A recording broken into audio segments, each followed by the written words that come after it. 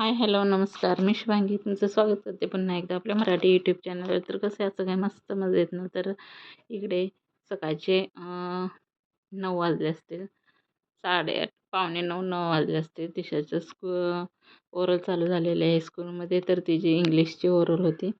तर तिचे dictation words होते आणि काहीतरी होतं ते डिक्टेशन वर्ड्स, हां, डिक्टेशन वर्ड्सच ती माझ्याकडून ब बोलत होती. बघ मला म्हणजे बरोबर येत आहेत की काय. तर तिला डिक्टेशन वर्ड्स आहेत तर ते मी तिचे घेतले होते थोडं, आणि थोडंसं पोयमचं थोडंसं हे असताना तर ते होतं. तर ते दोन्ही झाल्यानंतर मग मला तिला स्कूलमध्ये सोडायला जायचं होतं. कारण असंही हे जातात सोडायला, पण तेव्हा सकाळची स्कूल असते. मग आरूला सोडून आले होते आणि ते कामाला गेले होते. तर मग इकडे मला तिला सोडायला जायचं होतं. तर सकाळची घरातली जी कामं आहेत तर ती माझी आवरून झाली नव्हती. कारण सकाळी उठल्यानंतर सगळं बाकीचा डब्बा वगैरे झाल्यानंतर अ, इकडे-तिकडे तिचा जरासा अभ्यास वगैरे, नंतर झाड-लोट वगैरे असं काही ना काहीतरी थोडंफार झालंच होतं. पण नंतर मग तिचा थोडासा अभ्यास घेतल्यानंतर तिला मला स्कूलमध्ये सोडायला जायला लागलं. जवळ-जवळ अर्धा तास तरी मोडतो जाण्यासाठी. 15-20 मिनिटं यायचं, 15-20 मिनिटं. आणि दुसरं एक माझं काम होतं ते सुद्धा मी करून आली होती. मग घरी आल्यानंतर मग मला बाकीची कामं आहेत तर ती आवरायची होती. पण आता घरी आल्यानंतर स्वयंपाक वगैरे तरी झाला होता सगळा. पण फक्त माझं म्हणजे जे काही रेग्युलर कामं होती, जसं की झाड, लोट, पुसून वगैरे घ्यायचं. नंतर कपडे, भांडी हे सगळीच कामं माझी राहिली होती. तर ती मला करायची होती आणि आता घरात मी एकटीच आहे. तर मला घरात एकटं असलं ना असं वाटतं की म्हणजे खूप असं बोर वाटतं, आणि घरी कोण नसले की मला अजिबात करमत नाही. दोघींच्यापैकी एक तरी कोण घरी असेल ना, तर माझा कसा टाईम निघून जातो कळत नाही. पण त्या दोघीसुद्धा गेल्या होत्या स्कूलमध्ये, हे सुद्धा गेले होते. तर आता घरी आल्यानंतर मग मला सगळीच कामं आवरायची होती. मग माझ्याकडे एकच उपाय असतो, तो म्हणजे मोबाईलवर किंवा टीव्हीवर मस्तपैकी अशी गाणी लावायची आणि मस्त सगळी कामं आहेत तर ती कशी होऊन जातात हे सुद्धा मला कळत नाही. पटपट सगळी कामं आवरतात गाणी ऐकत-ऐकत. आणि कधी कामं होतात हे सुद्धा कळत नाही. नाहीतर मग कुठल्यातरी बहिणीला कॉल करायचा आणि फोनवर बोलत आपली कामं आहेत तर ती करून घ्यायची. त्यासुद्धा तशाच करतात. माझ्या बहिणीसुद्धा कॉल करतात आणि त्यांची कामं होत नसते. खूप कंटाळा आला असेल तर हा तुम्ही प्रयोग करून नक्कीच बघा. जर तुम्हाला भांडी घासायचा कंटाळा आला असेल ना, तर हेडफोन घाला आणि बहिणीला फोन लावा आणि काम बघा कशी भांडी पटकन होतील कधी, आणि ते समजणार पण नाही. तर मग आता मी आज तरी फोन वगैरे नाही लावला, पण एका बहिणीचा आला होता गावावरून फोन. तर ती अशीच थोडं बोलत-बोलत भांडी आहे तर ती घासली होती मी. पण हा जो किचन काउंटर टॉप आहे ना किचनचा, तर तो क्लीन करण्यासाठी त्याचा एक सेपरेट व्हिडिओ ह्याच व्हिडिओमध्ये केला होता, पण त्याचा सेपरेट पार्ट केला होता. तर तो मी काल अपलोड केला होता. तर तुम्ही बघू शकता. तर इकडे मग वॉशिंग मशीन वगैरे लावून घेतली आधी. आणि आता हे जे गव्हाचं पीठ आहे तर ते म्हटलं डब्बा कालच घासून धुवून वगैरे सुकवून ठेवला होता. तर त्यात भरून ठेवते आणि झाडू मारायचा होता, कारण हे पीठ वगैरे आहे तर ते खाली सांडणारच, म्हणून म्हटलं आधी डबा भरून घेते, म्हणजे जे काही पीठ वगैरे खाली सांडेल तर ते झाडू मारता येईल. तर पीठ वगैरे भरून घेतलं. वॉशिंग मशीन आहे ती लावली. बाकीची माझी कामं होईपर्यंत वॉशिंग मशीनसुद्धा होऊन जाते. त्यामुळे वॉशिंग मशीन लावून घेतली. डबा वगैरे मस्त असं गव्हाचं पिठं होतं तर ते भरून वगैरे घेतलं. तिथलं झाडून वगैरे सगळं झाडू वगैरे मारून घ्यायचं आहे. तर डब्बा वगैरे तर सगळं सकाळी झालंच होता. भाजी, चपाती, भात होता थोडासा रात्रीचा, तो सुद्धा फ्राय केला होता. तर ही रात्रीची भांडी आहेत तर ती लावायची बाकी राहिली होती म्हणजे. आणि किचन ओटा आहे तर तो आवरायचा होता. तर इकडे मग मी आता आहे तर ते झाडू मारून घेते. सगळ्या घरातून स्वच्छ असं सकाळचं थोडंसं झाडू किचनमधनं मारून होतो. पण सगळ्या घरातून होत नाही, कारण झोपलेले असतात. दोघी तरी बेडवर झोपतात, पण हे झोपलेले असतात. मग सकाळचं ही सगळी गेल्यानंतरच मग काय तो झाडू वगैरे मी मारू शकते. तर मग हॉलमधला आहे तर तो झाडू वगैरे मारून घेतला. बेड वगैरे सगळं आवरून घेतलं. बेडशीट वगैरे झटकून म्हणजे व्यवस्थित करून घेतली. सरळ व्यवस्थित अंथरूण वगैरे घेतली सगळी. तिथं खिडकी आहे तर त्या खिडकीवरचा सगळा पसारा आवरून घेतला.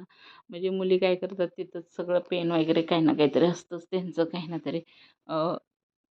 बॉटल वगैरे प्यायच्या पाण्याची ती तिथं असतेच. तर ते सगळं आवरून घेतलं, कचरा मारून घेतला, कचरा वगैरे भरून घेतला आणि आता आहे तर ते मी भांडी आहेत तर ती लावून घेतली पहिल्यांदा आणि नंतर जे काही माझं कढईमध्ये भाजी वगैरे किंवा फ्राय केलेला भात वगैरे होता तर ते सगळं छोट्या भांड्यातनी आता मी काढून घेते. म्हणजे सगळी भांडी एकदाचीच रिकामी केली की मग दिवसभर जास्त भांडी काही पडत नाहीत. मग जेवण केल्यानंतरचेच आमच्या तिघींचे काय असतील ती ताटं वगैरे आणि ही भाजीचं जे काही डब्बा वगैरे असेल तोच, जास्त काही भांडी पडत नाहीत. म्हणून जेवढी होईल तेवढी मी सगळी भांडी आहेत तर ती म्हणजे जे काही शिल्लक अन्न राहिलं असेल तर ते काढून घेते. नंतर जास्त भांडी पडत नाहीत. मग इकडे सगळी भांडी वगैरे आहेत, तर ती सगळी रिकामी करून स्वच्छ अशी घासून वगैरे घेतली. सगळं किचन ओटा क्लीन वगैरे करून घेतला. सगळी भांडी स्वच्छ घासून धुवून घेतली.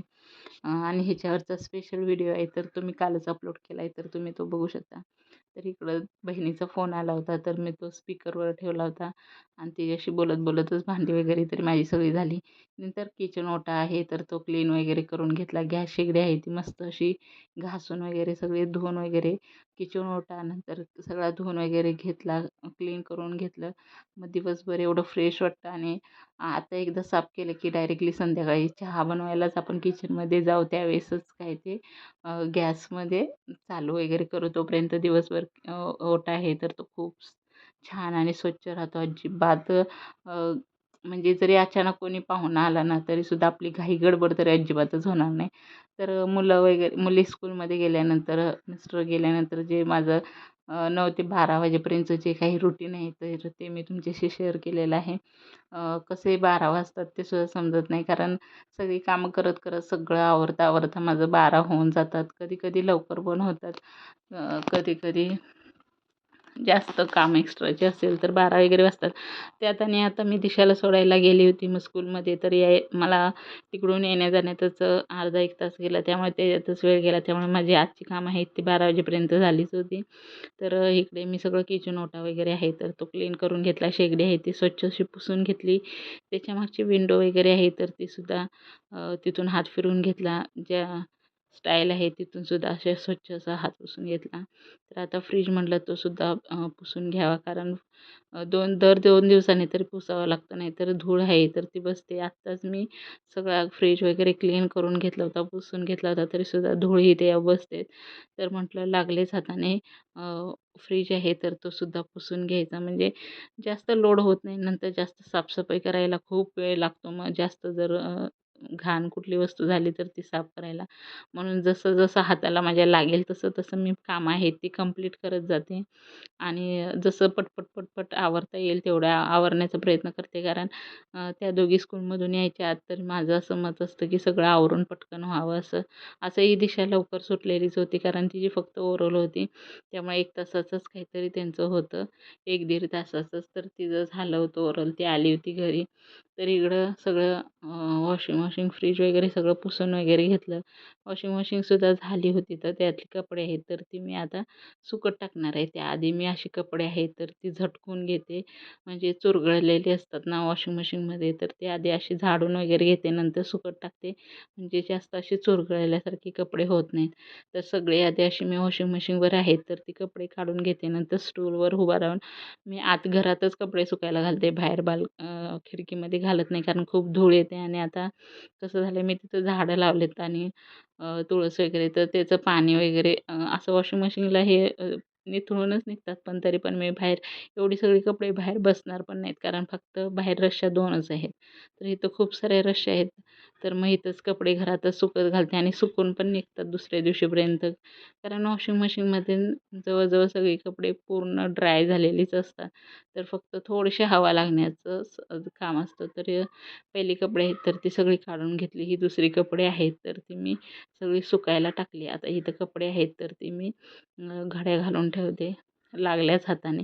जर इथं ह्या बेडवर कपडे आणून मी टाकली तर ती संध्याकाळी झोपेपर्यंत तिथंच असतील. म्हणून म्हटलं की आता वेळ आहे तर मग लगेचच कपडे आहेत तर त्यांच्या घड्या घालून ठेवते, म्हणजे नंतर संध्याकाळपर्यंत टेन्शन नाही आणि घड्या घालून लगेचच कपाटात ठेवून देणार आहे. नाहीतर एकदा बेडवर आपण कंटाळा केला की कंटाळाच, मग ते दिवसभर तिथंच पडून राहणार ते कपडे, मला माहिती आहे. म्हणून म्हटलं आहे जेवायला अजून टायमिंग, तोपर्यंत कपड्यांच्या घड्या वगैरे तरी घालून घ्याव्या. मग कपड्यांच्या घड्या वगैरे मस्त अशा सगळ्या आहेत, तर त्या घड्या वगैरे घालून घेतल्यानंतर आमचं जेवण वगैरे आवरून घेतलं. तर 9 ते 12 वाजेपर्यंतचं जे काही रुटीन होतं तर ते मी तुमच्याशी शेअर केलेलं आहे. व्हिडिओ आवडला असेल तर नक्कीच लाईक करा, कमेंट करा आणि सबस्क्राईब करा. तर वेळच्या वेळी सगळी कामं आहेत ती पटपट आवरून घेतल्यामुळेच माझी कामं आहेत तर ती सगळी झालेली आहेत. म्हणूनच ज्या ज्या वेळी जी जी कामं आपण करू त्या त्यावेळेस तर आपल्याला खूप सारा वेळ पण भेटतो आणि आपली कामंसुद्धा होतात. तर कपाट बघू शकता दोघींचंच मी आहे तर ते कपाट लावून घेतलेलं आहे. माझं आणि ह्यांचं आहे तर ते कपाट अजून मला 2 कप्पे आहेत तर ते लावून घ्यायचे आहेत, पण तेवढा वेळच भेटत नाही. ते सुद्धा मला करायचं आहे. तर इकडे दोघींचंच आहे तर ते मी फक्त कपाट आहे तर व्यवस्थित म्हणजे 2 कप्पे आहेत तर तेच लावून घेतले. बाकीचं अजून आमच्या दोघांचं आणि एकदम खाल्लेलं आहे. तर तिथे सगळं त्यांचं जे काही मेकअपचं सामान आहे, एक्स्ट्राचे बांगड्या आहे, ते काही ना काहीतरी छोटं-मोठं मुलींचं खूप असतं, तर ते सगळं तिथं खाली आहे, तर ते सुद्धा व्यवस्थित लावायचं आहे. तर सगळी ही रोजची वापरायची कपडे असतात, तेच कपाट एवढं भरले. नवीन कपड्यांचं ते इकडे कपाट आहे, तर ते मी खोलतच नाही कधी. बाहेर जायचं असेल तरच खोलते. तर आजचा व्हिडिओ कसा वाटला नक्की कमेंट करून सांगा.